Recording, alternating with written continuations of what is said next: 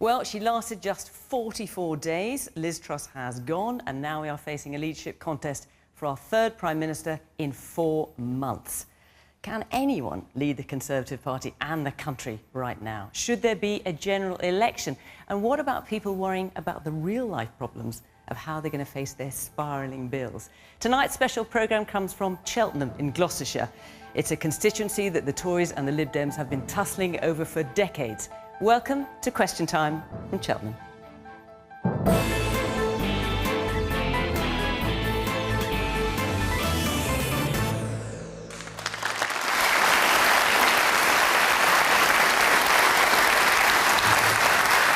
Tonight's panel, from the government at least until next Friday, Graham Stuart. He's been MP for Beverley and Holderness in East Yorkshire since 2005 and has witnessed much of the recent chaos from the inside as Climate Minister.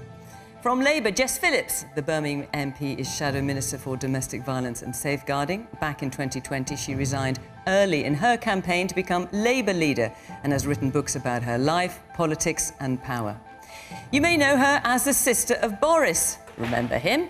But the columnist and broadcaster Rachel Johnson wants a Green Lib Dem Labour coalition of sorts to replace the current government. Camilla Cavendish has made various contributions to public life. She headed up David Cameron's policy unit and Number 10 when he resigned in 2016. She's now a House of Lords crossbench peer and a columnist at the Financial Times. And once an advisor at the UK Treasury, Tony Danker is now Director General of the CBI. That means he leads an organisation representing nearly 200,000 businesses across the UK.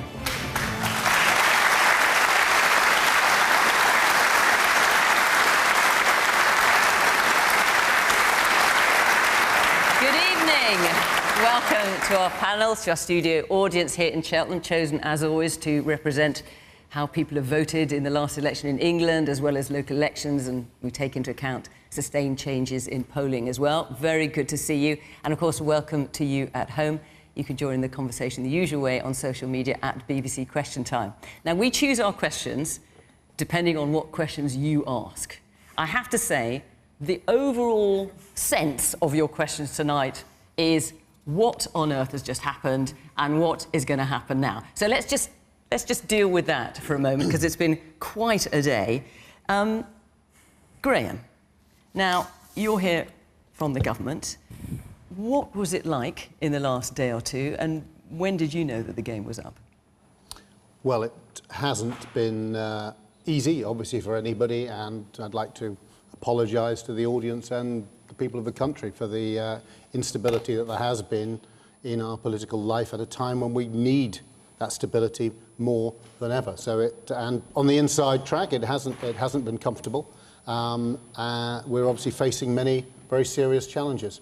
The Prime Minister resigned today and accepted responsibility. When did you know that was going to happen? Or that it was very likely to happen? When I heard that she was going to make a statement in Downing Street, I assumed, and then I was in the House of Commons. I went into the House of Commons tea room where I sat with my colleagues, and we went silent, watched the television and watched the announcement together. So you had no idea before then? I had no idea before then, and I'm a government minister and member of the cabinet, but that's the nature of these things. And how are you feeling now? I feel disappointed, I feel sad, I backed Liz Truss. Shocked, yeah. I guess shell-shocked to an extent. I backed Liz Truss. I worked with her at the Department for International Trade, where I thought she was a very strong performer. I worked with her at the Foreign Office. I think she's a good person. I think she's dedicated herself over many years to serving the people of this country. I'm extremely disappointed that her administration was not a success. And I think the responsibility on us all now, given the challenges we're facing, is to go forward, find a leader who can command a majority in the House of Commons and deliver the elected government that the people put in place in 2019. Well, we'll get into that in a moment, but just let's take stock, because it has been one heck of a day. Jess Phillips. Yeah, it has been one heck of a day in what has been one heck of a week, in what has been one heck of a couple of months, which it is just listening to Graham more in sorrow than in anger, and I understand why he has to present it like that. But the sort of I am sorry, which I'm sure he means from the bottom of his heart, it just simply doesn't wash. There is an absolute revolving door of chaos. We have had, I mean, in this year, we will have had 3 prime ministers in 12 years of Tory rule, where in my constituency and across the country, things are on their knees, no matter which service it is, literally from the menial of getting your passport right up to trying to get into an ambulance. I'm sorry, and we've got to get it right. It's just unbelievable. They have no mandate. The country is not the Tory party's fiefdom for them to just do whatever they want and say, oh, sorry, it didn't work out. Sorry, it didn't work out. People's mortgages have gone up. People's lives have been dramatically affected. Like, they're not fit to govern. They don't have a mandate. Whoever wins next Monday should go immediately to the country, because the country is desperate for change. Okay.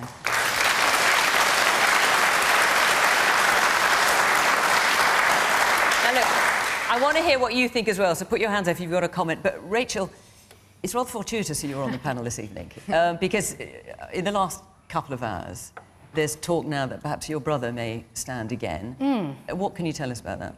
Well, I mean, can I start by agreeing with Jess that, I mean, why don't they just keep the lectern in Downing Street and to save the poor lectern, the person who's in charge of the lectern, having to lug it in and out of the revolving door is what I think.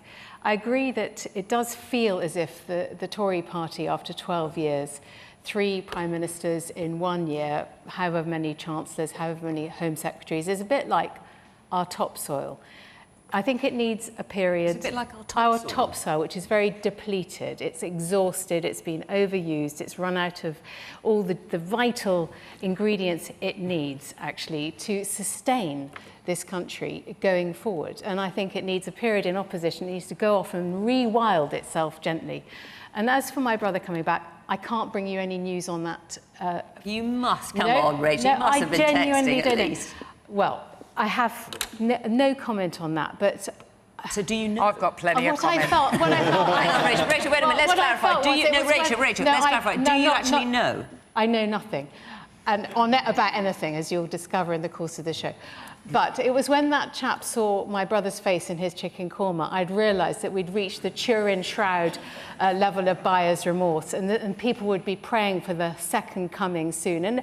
And lo, this morning, just after I was booked for question time, Liz Truss resigns, and of course you see all over Twitter. You know, we're not even talking about the Prime Minister who's on the way out. We're talking about the 55th Prime Minister returning to replace the 56th, and you think, help, where are we going with this? And I forgive, you know, I feel I should say sorry too, but I've had nothing to do with this. This is going to be done. Luckily, just one thing, I'm not, you said I wanted a Lib Lab Green coalition. I'd never actually said that, but when the words came out to our researcher, I thought I was just answering a WhatsApp. But well, now you said it, I think it's a very good idea. You think that's a good idea? I think it's a good idea. So we got it right. Yes, the man here. Yes, you. I find it quite interesting to understand what it is that those close to Liz Truss felt made her fit for Prime Minister, because as a member of the public, a number of weeks ago, it's no surprise to me that she lasted 6 weeks. I remember listening to an interview with Liz Truss on the radio before the invasion of Ukraine, and she was asked a question a number of times about incursions and what it meant, and she couldn't answer the definition of what an incursion on Ukraine would mean. And I thought, you're the Foreign Secretary negotiating on our behalf on the world stage, and you can't answer this very simple question to one of Rachel's co-presenters on the radio. It wasn't Rachel, just someone on that station. And then people were saying, and then when Boris goes, because it became inevitable, Liz Truss is one of the favourites. And I'm sat there with my head in my hands thinking, is this really the person we believe to be suitable for Prime Minister to hold the highest office in our country? We believe she's suitable. And I actually feel really sorry for her, because she should never have been put close to that office, ever. She is not capable. I'm not saying she's not a good person. She was never capable of being Prime Minister. And what happened today is of absolutely zero surprise to me. Okay. Man behind you there. I've been following politics for near on 30 years, and I'm just absolutely gobsmacked.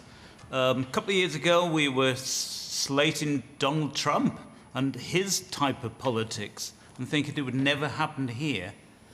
The shenanigans over the last week have been incredible. And in fact, Andy Street, the mayor of Birmingham, said today, well, we've got one more chance, one more chance. I mean, the game is up. I actually think the Tory party are delirious. They're not just made mistakes, they're just delirious. And I think you'll find that the emotion here it speaks volumes. Okay, well, we'll find out. Let's hear one more point before I go to the first question. The man at the back there, yes. With the dark suit, yes. Me. Yes, you on the right there. Yeah. Yes, you, sir. That's it, yeah. You got the microphone hanging over your head. I just want to say, when politicians, when things suits them, they talk the way they want to go. Jess Phillips is saying we should go to the country, we should have an election. When in 2019, we were having all this difficulty with Brexit, and Boris wanted to have an election. People were opposing him. We don't vote for individuals here in this country. We've got a parliamentary system. We vote for a political party. They've got a mandate till 2024. So if the Tories are destroying themselves, let them destroy themselves. When 2024 comes, their mandate will be over, and we will have an election. So we shouldn't say things when it suits us and say another one when it doesn't suit us. OK, well, look, that leads us on to our first question tonight, which is from Claire Howe. Let's hear from you. The Tories seem unable to form a functioning government. Is it time that the country were given a general election? And what do you think? I would like a general election. It seems a long, long time since I feel that the government has been working for this country. I feel that the mandate that they had in 2019 is not relevant today. So much has happened, and I think it's time for us to have a say. Tony. Well, I understand the sentiment, but I would have one word of caution, right? We're in the middle of a debt crisis, cost of living crisis, growth crisis, and what we've had is instability. And instability has had a real impact. It's wrecked people's mortgages, it's wrecked people's businesses. And my fear now, particularly when the markets are sensitive, particularly when the Chancellor's just set out his plan to get a grip on the country, my fear now about a general election straight away would be that the instability goes deeper and deeper for longer and longer. So my own view would be, let's not have a general election this side of Christmas. Let's stabilise the country, stabilise people's businesses, mortgages and personal finances. But I'm sure the clamour will grow from the start of next year to do it as soon as possible. But I would say just be cautious about rushing to it. Right now, we're at a delicate point. Camilla.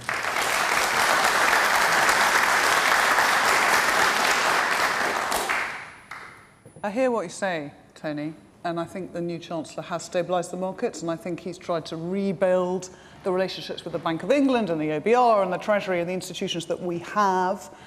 But the Truss government has sacrificed the long-term financial predictability of this country. It's made us look like an emerging market. And the fact that the Conservatives are now intending to go into yet another leadership contest, apparently unable to even unite around one person again, really says to me that stability is not going to be provided by the Conservatives. So I think we do need a general election. Camilla, let me ask you, because you were working inside Number 10 when David Cameron resigned back in 2016. I mean, there's a human drama going on here as well.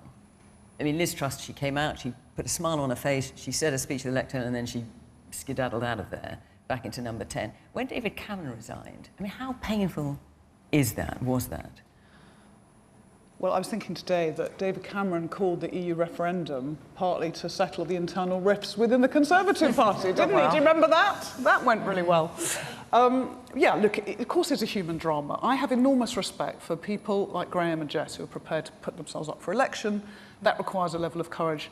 But I'm really sorry to the guy in the front row you are right. Everyone knew what Liz Truss was like. Yeah. All the MPs who had worked with her knew what she was like. She set out her platform in the contest. Dreadful. And Rishi Sunak stood against her and he said, this is exactly what's going to happen. Yeah. These are your tax cuts are delusional.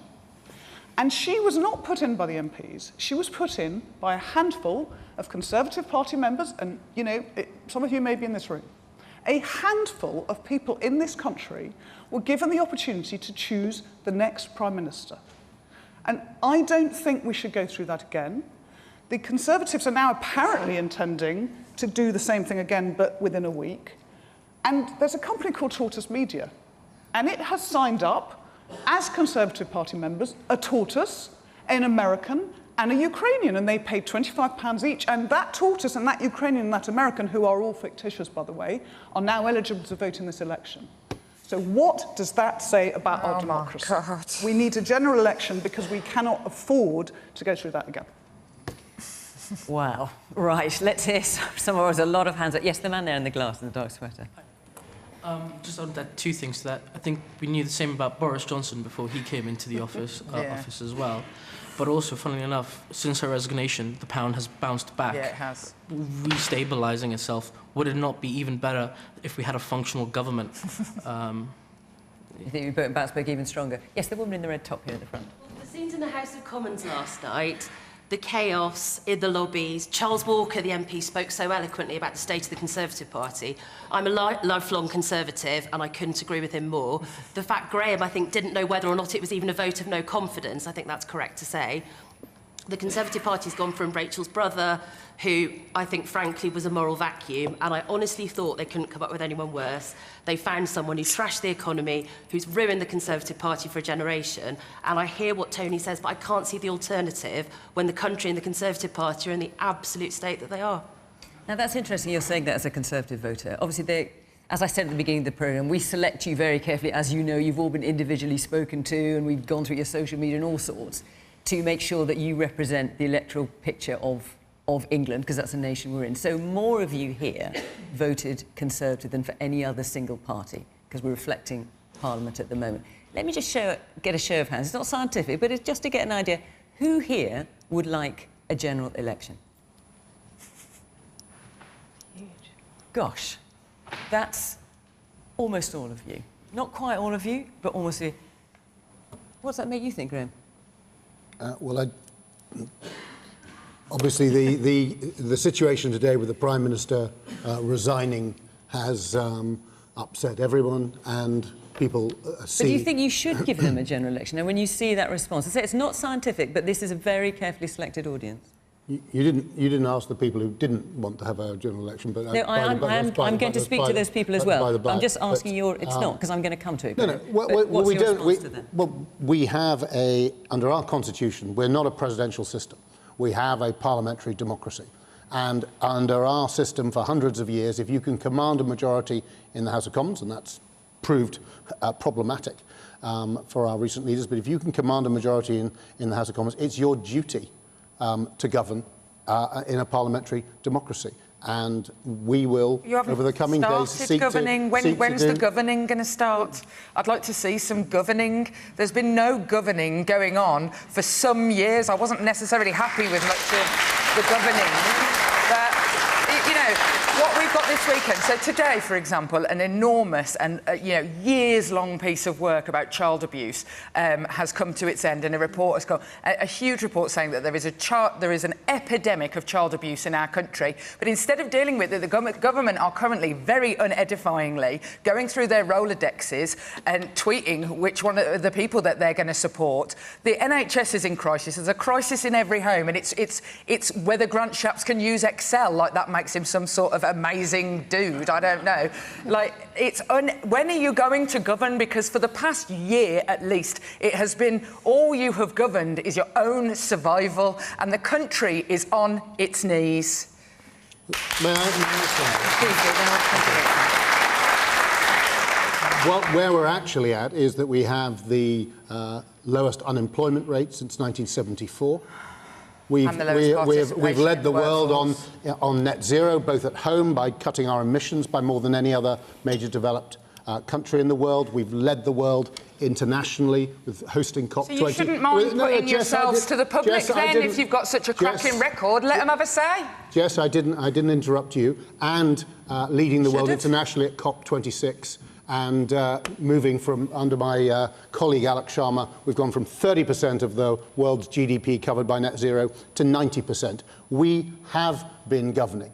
And we've seen the country through the pandemic, with furlough and the other issues there. We're seeing the country through the pressures at the moment, which we're seeing elsewhere. You can see the crisis afflicting all sorts of other countries and globally, and we're making sure through the energy price guarantee and the energy prices bill, which I was part of the team. Which is obviously considerably less than it was originally planned to be. In terms of period, but not in terms of significant impact, and it means that it's protecting families and businesses up and down the country. We are governing, but I understand the anger, disappointment and frustration that people feel today. That doesn't change the constitutional position. It doesn't change the fact that Tony's right, that what we've actually got to do is make sure in a mature and statesmanlike way, and I know that's not how we've always conducted ourselves, we put the national interest first. And Jess can scoff all she likes, but I'd like to see a statesman amongst you. A general election is the very opposite of stability. It's instability. For you, yeah. I think that, hang on, Rich, there's loads of hands up, so I'm going to come round to say keep your hands up, but Rachel, let's hear from you. Well, I think that what we hear from Graham Stuart is the only thing that is actually uniting the Tory party is terror of a general election, because even if Margaret Thatcher came back reincarnated with Mother Teresa in her handbag, she could not win this election for the Tories now. And, I mean, don't forget that the most successful Tory politician of the moment is a lettuce that has outlasted Liz Truss in office. So just... But actually, for those who are not aware, that's because a national newspaper, the Daily Star, I think, has been running a picture of a lettuce saying, could Liz Truss outlast the lettuce? Because obviously lettuce have famously short shelf lives. I think the lettuce did last long. It won. The lettuce won. But what I would say to Jess is you can't have it both ways. You can't accuse the Tory party of not governing and then say, and we need a general election, because as we know, we've had a Scottish referendum 2015, EU referendum 2016, general election 2017, general election 2019, general election has to be held by January 2025. It will be a displacement activity that will deter any government, whether any government, any Prime Minister, any Chancellor from governing. So just bear that in mind. Be careful what you wish for. But I do tend to agree that we have come to a point of paralysis, and that I think the country is crying out to have some say in what happens next. OK, well, there's lots of people want to say here, so let's get round you. Got two in here in the front. Yes, someone with blonde hair. I think in line with Rachel Johnson's point there, I think possibly we have to ask ourselves, with the amount of political infighting that we've seen, which is quite frankly embarrassing and humiliating for us as a country, and with the amount of incompetence we've seen from our politicians, perhaps we need a little bit more than a general election. Perhaps we need, UK electoral reform, including proportional representation.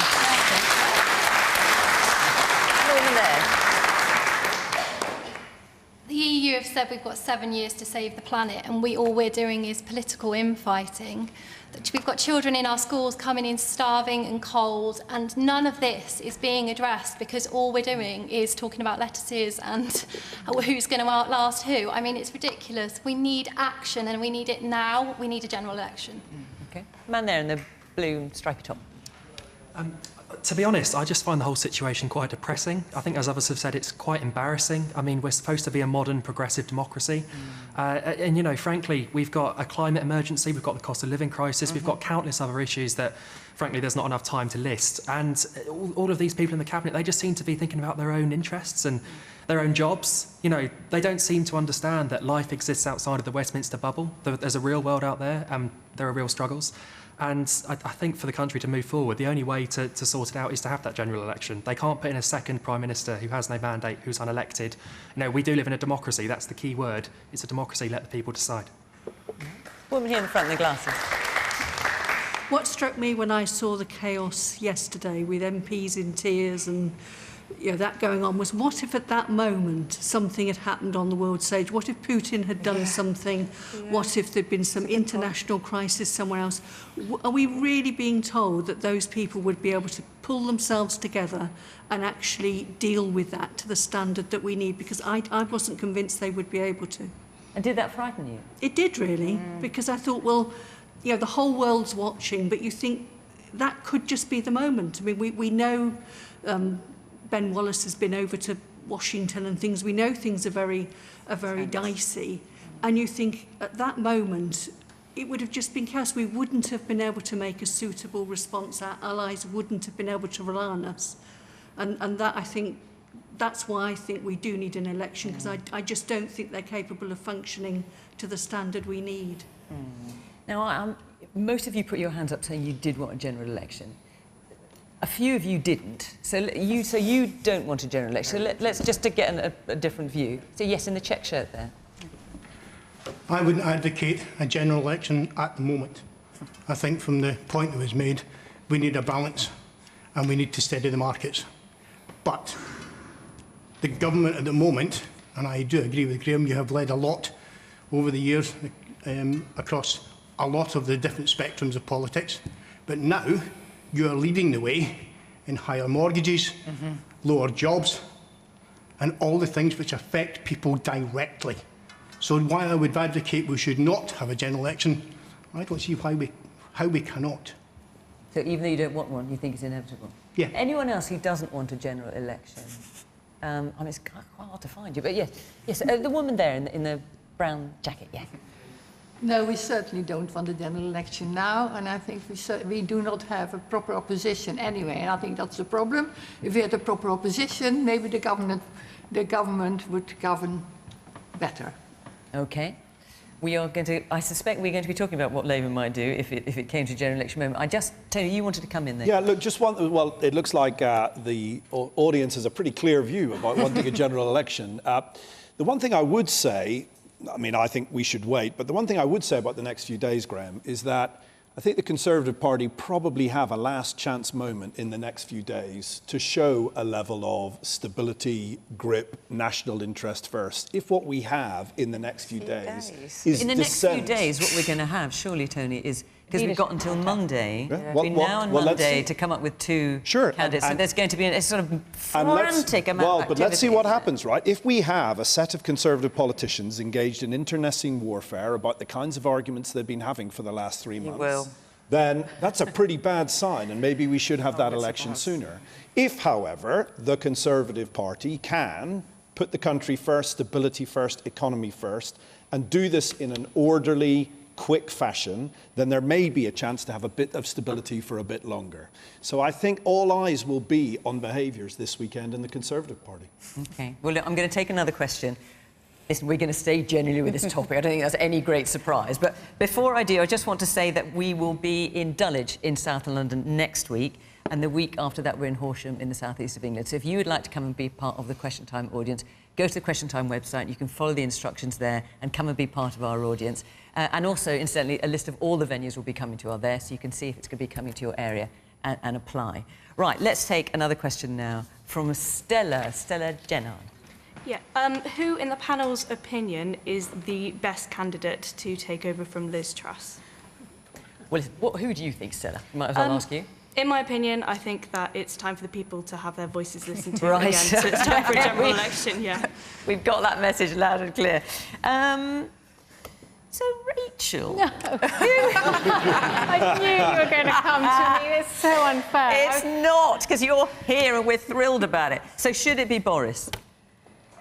You're saying you haven't spoken to him about it. I'm not sure I believe that, but I'm going to take your word for it. I feel that's Do you think so it should unfair. be him? I feel it's so unfair to ask me because he may think my be a family brother should be the member, Prime but Minister. I'm not one of the 357 remaining Tory MPs who are going to decide who gets in the final Yes, but pair. our audience are going to have a view, and they're not MPs either, so come on, let's hear your view. I'm not a member of the Conservative Party, so I will not influence the outcome of this. So you're not even going to express a view? Well, I mean, that's what you're on this programme for, Reg. What do you want me to say? Who is the best candidate? Fiona, what would it make you really happy for me to say? What you think? Who is the best candidate to replace Liz Truss? That's what Stella's asking. That candidate, like when a debutante met a lot of met some beautiful. What are they called? I'm totally wondering where you're going now. You know, that her husband would emerge, a suitable husband would emerge. I'm sure we can all trust the Tory party, given recent events, to come up with the best candidate to lead the country forward and restore its reputation for economic competence and financial stability. Eh, Graham? That's the idea, Rachel. That's the plan. So who do you think the best candidate is then, Graham?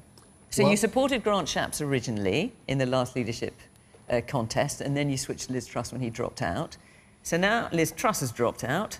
Who do you support this time? She resigned at lunchtime today. Well, she resigned, of course, and Grant Shapps is now Home Secretary, but as far as I haven't decided who I will support yet, but I entirely You haven't agree got with long. Tony. You've got No, till I Monday. agree, and you know, you see the audience, as you say, selected from across the political spectrum, and you can see the level of scepticism. And I agree with Tony, and I hope many of my colleagues are watching this programme, and they will get a very clear message from this. It is the behaviour of Conservative Party members, and the public is sceptical. And if we are to have any chance, and you need public consent, you need to win people over, and you can see where people are at the moment, then our behaviour is absolutely essential, and we need to behave in a way which inspires confidence and shows that we are capable of providing the stability and security and proper behaviour, as Tony put it, that this country needs if it's to be led through this period of extreme global challenge. We have a war raging in Europe. We have so many problems, and it's extraordinarily serious, and we need to take that seriously. And I hope everyone's watching, and I hope they will. And I hope they will learn to, if they have issues and frustrations, they can do it in front of a mirror or indeed to each other, but just start showing public discipline, decent behaviour, and restore public confidence, and then we will see. That's all very well, but you must have a view. I mean, you've only got till... Sorry, you want to push me on the... I do, because you've only got till Monday. Well, I've been mostly focused on the fact that was I going to turn up today for question time? I think, in the nicest possible way, we did wonder, but we're thrilled that you're here. We're thrilled that you're here. Mostly I've had my friends texting me about the lions and what happened to the Christians thrown to the lions, etc. But I think it's very important to be here and to represent the government. Seriously, we're very glad that you are. So who are you supporting then? I can honestly say not only that I haven't announced, but I don't know yet. Well, look, okay, so that's 2 don't know so far. My goodness, I mean, we're going to have the new PM by Monday or by Friday. Well, listen, we know you things about debutantes and things, Rachel, so let's I know what would be the best story for the media and for the international, answer, global interest. Trump would be thrilled. He'll think it means that he can return in 2024. You know, get the band back if it's together. Your brother, you mean? Yeah, of course. It's the big, the big dog back in town and all of that. But Okay. I just feel we should get the person who is right for the country. Well, let's try and find out who people think that might be. Camilla. Isn't it pretty obvious who it ought to be? I mean, on the one hand, you don't really want anyone who's arrogant enough to think they can do the job, which would mean that you go for Larry the cat, or Jeremy Hunt, who's actually quite, honourably said he will remain as Chancellor and stand aside. But given that we can't go for that, don't they have to go for Rishi Sunak? Because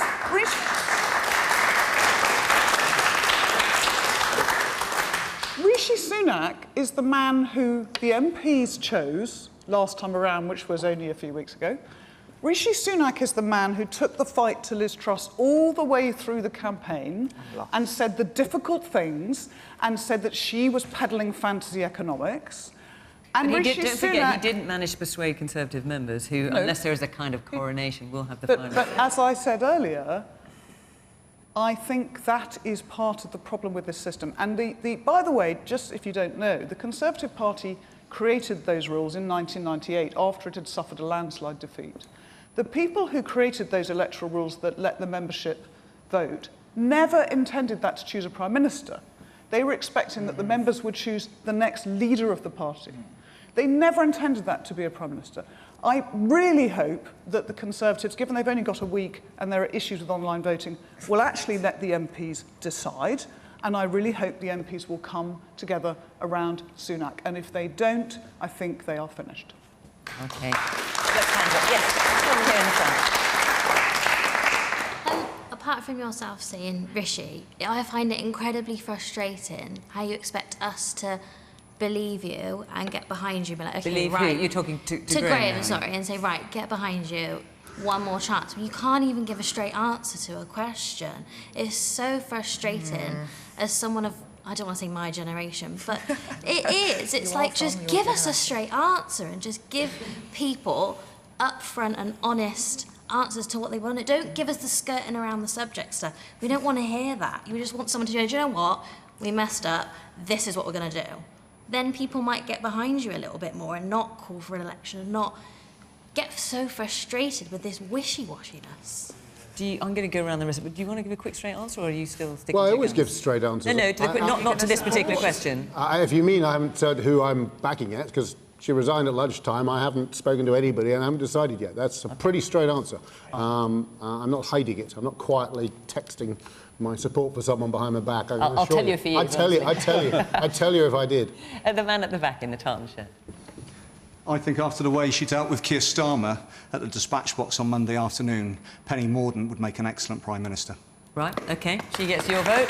Man here in the blue jackets with the glasses. What does it say about the Conservative Party that we're even talking about Boris Johnson coming back? It's unbelievable. Well, what do you think it's... Well, he left. He was a disgrace. And we're now putting forward, I'm hearing his name, as a potential candidate to lead our country again. It's just, I'm speechless. Does anyone here want to see Boris Johnson coming back? Yes, you've put your hand up at the back. 4 of you, I think. Yes, the man in the red T-shirt with the blue top, yeah. I think he was hounded out of the position before. Myself, I think the media have too much ability to turn things around with party politics. I would like to see him back, and I mean, he's admitted his mistakes. He's a human being. That's my view. I would like him back. And the fact that the Privileges Committee in Parliament is investigating him at the moment for allegations that he misled Parliament over the parties at Downing Street. So, in theory, if they found against him, he could become leader and then have to resign if they found he'd misled That's not Parliament. as we speak today, is it? No, they're investigating. So, of course, they haven't come to a conclusion. OK, but that doesn't put you off? No. OK, fair enough. Let me just hear a bit when I'll come back to you. Yes, who was saying they did want Boris Johnson? Yes, you over there in the check shirt and the top, yes. Graham spoke at the beginning about wanting someone who can command a majority in the Commons, and Jess says something about them needing a mandate, a proper mandate. There's only one man who's got both of those boxes ticked, and that's Boris Johnson. I think it's time for him to come back. OK. Well, someone's hand is shot up there. Yes, in the blue shirt, yes. Yeah, but that's the man who trashed the codes of conduct within Parliament. And Graham has said that we can't go ahead with an election immediately because we have a mandate for 5 years. So if the Tories are prepared to hide behind the rules that way, they should be hiding behind all of the rules, or respecting all of the rules. And I think Johnson trashed all the rules, and he should never be allowed to stand again. The man behind you in the white shirt. Yes, you with your hand up. Yes, you with your hand up. I think just the last few questions have been indicative of the fact that there are that many factions within the Tory party now. I don't see how you gather around anyone. And in a nutshell, that's why a mandate has to come from the country. You talked earlier, Graham, about duty. Surely your first duty is to the electorate. Yeah. Tony. Well, I'm incredibly lucky because the rules of my organisation say that I shouldn't be expressing a view, but I will give you 2 criteria. Number 1, they have to agree with Jeremy Hunt and Jeremy Hunt's plan, because at the moment, Jeremy Hunt's plan is keeping the country stable just about. So if they don't agree with Jeremy Hunt, they better explain in the next few days what their alternative plan is and whether or not that's going to cause the markets to react in the way they reacted, which pushed up all our mortgages and basically trashed some of our businesses. So that's criteria number 1. Jeremy Hunt is effectively the kingmaker in all this. Well, I think he is. Whether or not he's the kingmaker, I'm not sure. But I think if you're going to disagree with his approach, then that will cause instability for the country. So you better have an economic plan that's as good or as solid or as dependable. And I think the second criteria is you have to understand the economy. Cost of living, debt, growth crisis. That's where we are. Now, yes, it could be Rishi Sunak, of course, because he was Chancellor, but I don't know if he agrees with Jeremy Hunt. It might be Penny Mordaunt, but I think that becomes the test. So, look, I can't give you a name, but those are the tests. And if you don't pass those 2 tests at this point in British history, you shouldn't be Prime Minister. OK. Woman at the back there, in the white top. Yes, you, with the blonde hair. I don't think we've seen Jeremy Hunt's economic plan. All we've seen him do is reverse what was brought in a few weeks earlier. What is his economic plan? Yeah, there isn't one. Yeah. Man here in the back, Tisha. Yeah, it's also frustrating. I mean, the question is, who would they pick for the next leader? It's just the best of a bad bunch. I mean, Graham there, just a few minutes ago at the beginning, he said how he was surprised that Liz Truss resigned. I mean, I think everyone in the country knew she was she had to resign. There was no choice. So, as far as I'm concerned, you know, whoever they pick, it's the best of a bad bunch. And good luck. Were you really surprised? I can't remember if I did say the word surprised. If I did, I'm sure you may be right. But I didn't know is all I mean. Okay.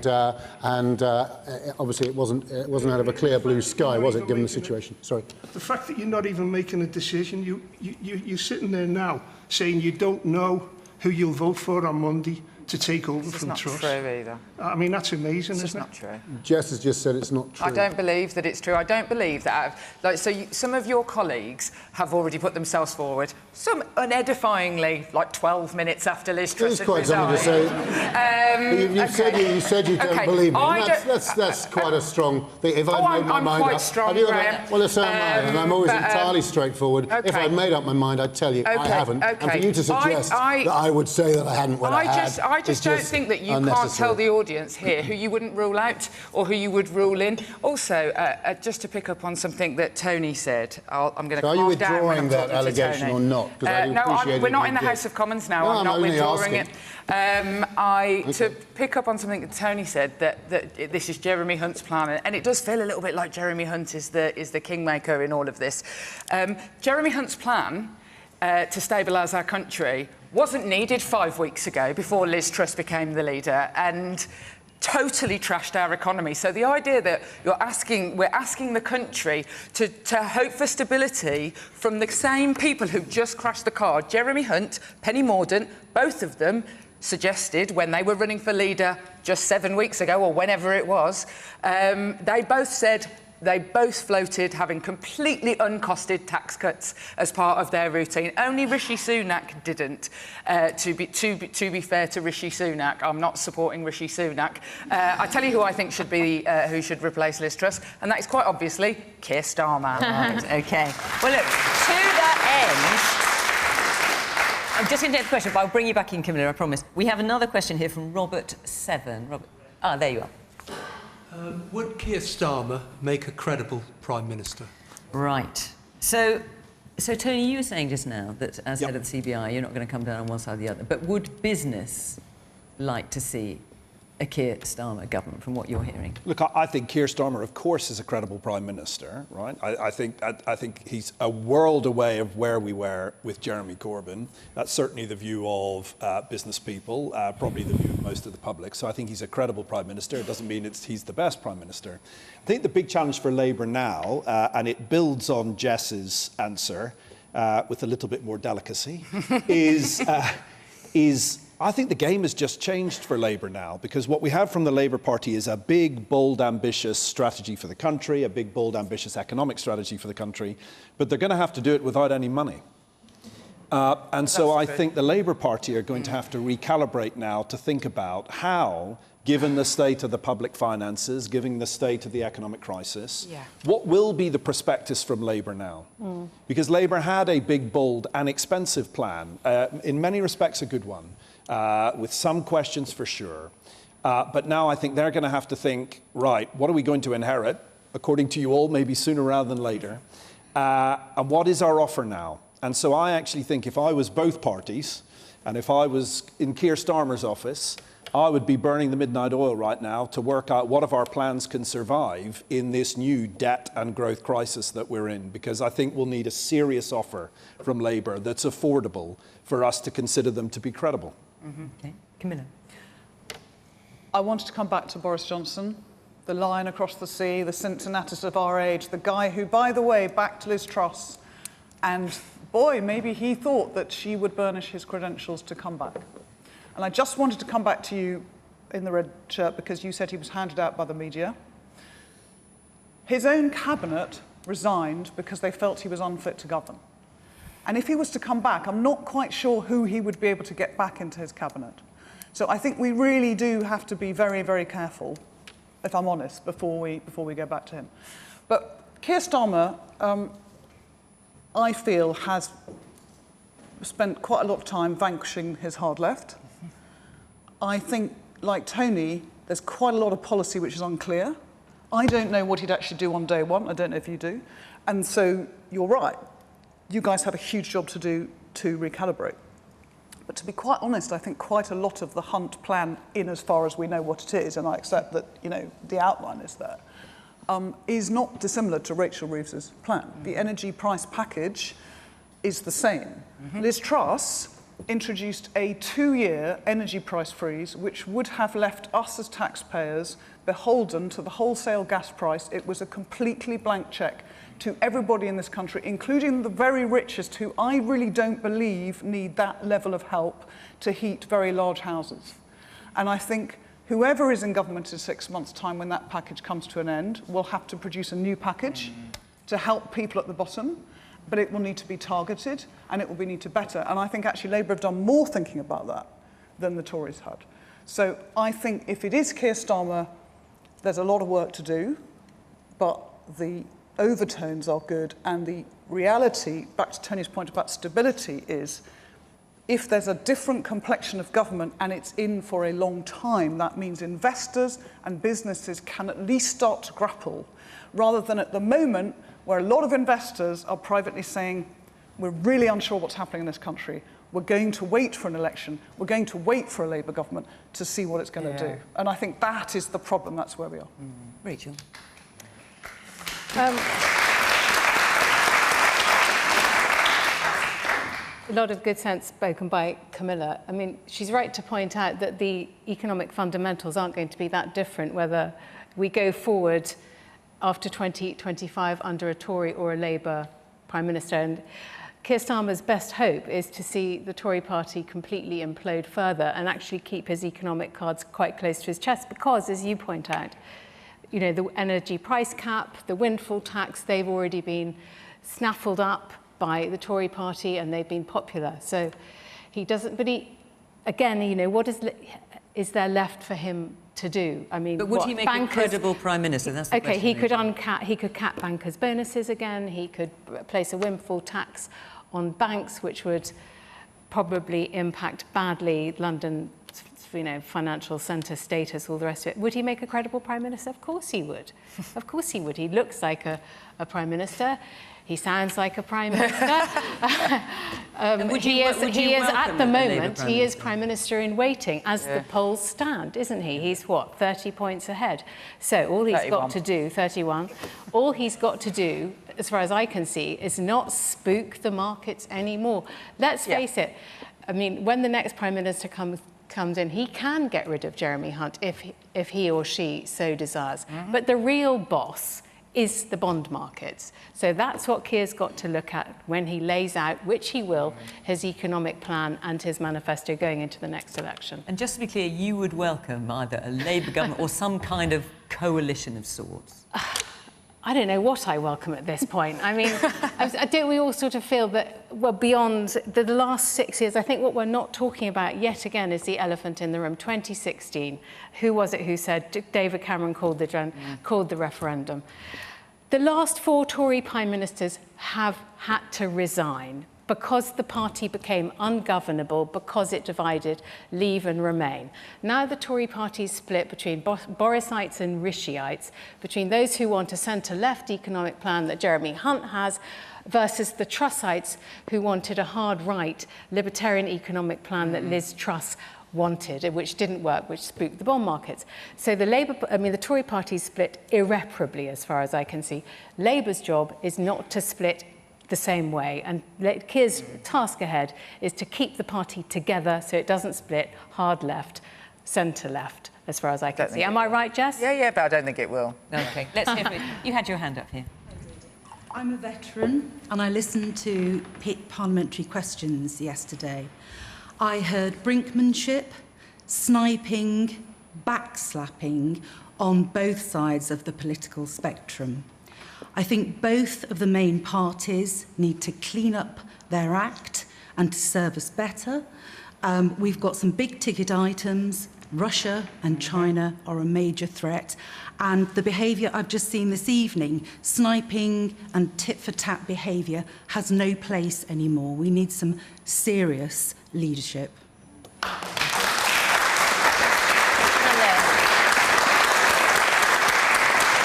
nodding your head at that, sir, in the cream top.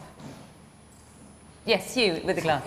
It's not green, it's pink. It's No, it's white. What I'd like to know, what are the opinions of the panel on the reversal of the business rates? Well, the question at the moment we're dealing with is, would Keir That's my Starmer make a question. credible Prime Minister? So I just wonder, what do you think of that? We've had too many. So we should... what does that mean? Sorry, what did you say? Would Keir Starmer make a credible Prime Minister? That Who was is the he? question we did. Who's Keir Starmer? OK, that probably tells us what your thoughts are. All right. That question's for you, actually. Graham. Yeah. Well, Keir Starmer, and Labour is ahead in the opinion polls, but we are facing his programme is, in terms of its fiscal impact, more radical than the steps that Liz Truss and Kwasi Kwarteng put forward, which were looking to get the incentives, drive economic growth. The cost of decarbonisation, for instance, and I'm the climate change minister, by 2030 are unimaginably large as well as undeliverable. For the most part, Keir Starmer has focused on keeping stopping the divides within his own party, which is something you've got to do.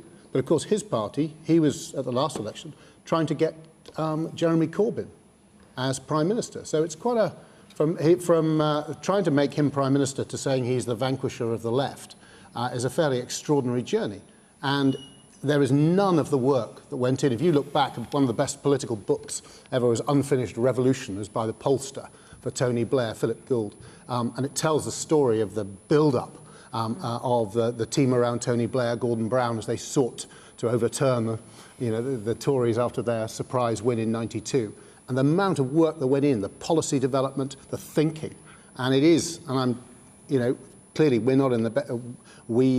in terms of our governance of ourselves, as opposed to, I think, the policy platform of the governing of the country, are not in the place that we should be. But I'm not sure that Keir Starmer, who has almost deliberately failed to come forward with policy in many areas, but where he has, it's actually totally unaffordable and unrealistic because he wants to appeal to the crowd and just keep his team together. One of the things we need to do now, given that they're ahead in the opinion polls, is subject them to the same scrutiny that you subject the Tory programme to. The question you're hearing from Tony, for example, is what is Labour's respect? Is Camilla saying, what are you going to do on day one? I appreciate we are potentially a way out from a general election. Yeah. But nonetheless, these are questions that are increasingly... She has no idea, because neither does he. No, but I'm going to take a humble, appreciation of the lady at the front, and I'm going to try not to snipe with Graham. I apologise. So what would you do? Sorry, yes. What would you do? I mean, the question is, would Keir Starmer... stop myself from sniping at Graham. Would Keir Starmer make a credible Prime Minister? Obviously, you think that yes. Of course. But in terms of the wider question, what would Labour actually do? The reality of the situation on day one is that I don't know what tomorrow looks like. To the lady in the audience who said, I don't know what Jeremy Hunt's plan is. I don't know what tomorrow looks like. I have no idea, and neither does anyone in the Labour Party or anyone in the government currently know what the economic situation is. I find it absolutely flabbergasting to listen to government ministers, as we have just heard, talking about how what the Labour Party had suggested would totally crash the economy after they have just totally crashed the economy. I find that but you know you're going to inherit a lot of... Should you win a general election, you know you'll inherit a lot of debt. And obviously what you can't say is, we didn't know what the situation was going to be, so we worked it out once we got in office. No. You're going to be doing it before I don't even know what the OBR forecast is yet, because both this Chancellor and the last one, and maybe there's going to be another one next week, have failed to share it with anybody. So I literally do not know. And for me to sit here and make spending plans without even the forecasts in front of us is exactly what has just got us into the problem that we are in as a country. We're going to be talking However, 50 million, 70 million, it's going to be massive. What I will say is that obviously, as a Labour Party member, I mean, the Labour Party has put out a number of different policies, some of which is based on new taxes around getting rid of non-dom status, for example, which they are suggesting will fund things like a massive recruitment in the NHS, which has failed to recruit over the last 12 years and has left the NHS in total crisis. So they have put out a prospectus, and what they have said is that they will never use anything other than they will always spend within their means and only borrow to invest. We will never borrow to give rich people tax cuts. On this, you have my word. Let's see what happens over the weekend and whether you can get that other people's word on that over this weekend. I don't mean from the Labour Party, obviously. The situation with the Labour Party is obviously I want to come in. I've spent my life, and I spend every single day as a constituency MP watching services that have been totally degraded, and I want a moon on a stick for those services. And the criticism that the Labour Party always gets is, oh, it's just spend, spend, spend, because, you know, you've got to have some patter, even though you've been in government for 12 years. But the situation that we're going to find ourselves in is not one that I would want. And it won't be a matter of even the first day of a Labour government, or we always talk about like the first 100 days or the first 1,000 days. And in the first 100 days or 1,000 days, Tony Blair came up with the minimum wage, had done all sorts of things. We're not in that situation thanks to Liz Truss. We would have been having I would have given a different answer had this been 5 weeks ago, when I was actually booked to come on Question Time before Liz Truss became the Prime Minister. So I've just looked out that I got on today. I booked 6 weeks ago to come on. I would have given you a different answer. The Labour Party knows that it is going to not be able to do some of the... I would be putting women's refuges in, you know, because that is the area of my concern. Every single child abuse victim that has been implicated today, I would be trying to offer them something. The reality of the situation is I don't know what I'm going to be left with, but what I promise is that we will be fiscally responsible, which Liz Truss has failed to do. Right, we've got about a minute left, 30 seconds left. Let's just see if I can get a couple of points in. Yes, the man there in the blue top, you've got the microphone of your head there, yeah. Yeah, thanks. I mean, just to take us back to the question, is Keir Starmer credible? I think he is, but just to be more credible, surely he needs to pin his colours to the mast, be honest with the public and say, look, we've got the NHS and other public services in a terrible state. We need to raise more money through taxation. And somebody has to pay for that. Windfall taxes. Taxes should go up for the richer people in society who can afford to pay it. And be a bit more honest. Rishi Sunak started to say that. The Telegraph and the Mail took the Tory membership down the Liz Truss route, as we know. And look what's happened. Everybody was warned. So, yeah, he can be credible, but he needs to be absolutely honest with the public. OK. We've got about 20 seconds left. Yes, the man next to you in the glasses. Yeah. I don't think Keir Starmer should be... obviously put as Prime Minister. I think we should stick with Conservative government as we've got, and whoever the new leader is, whether it be Penny Mordaunt or Rishi Sunak, we should stick with them. If we got into a Labour government, for example, Jess, you know, who's to say in 2 weeks' time when you get into government that we don't go down this whole cycle again? Right, my goodness. It was them. Yes, just FYI, Right. it's them that are take revolving, your point, thank you. us. I'm afraid our time is up. Have you enjoyed it? Are you glad you came? I mean, my goodness, what a day. I have to say thank you so much. Thank you to the panel for coming this evening. Thank you to all of you for coming here to Cheltenham tonight. And, of course, thank you to you at home for watching. That is it from Question Time Cheltenham. Who knows where we're going to be, what we're talking about next week? We'll find out. See you next week. Bye-bye.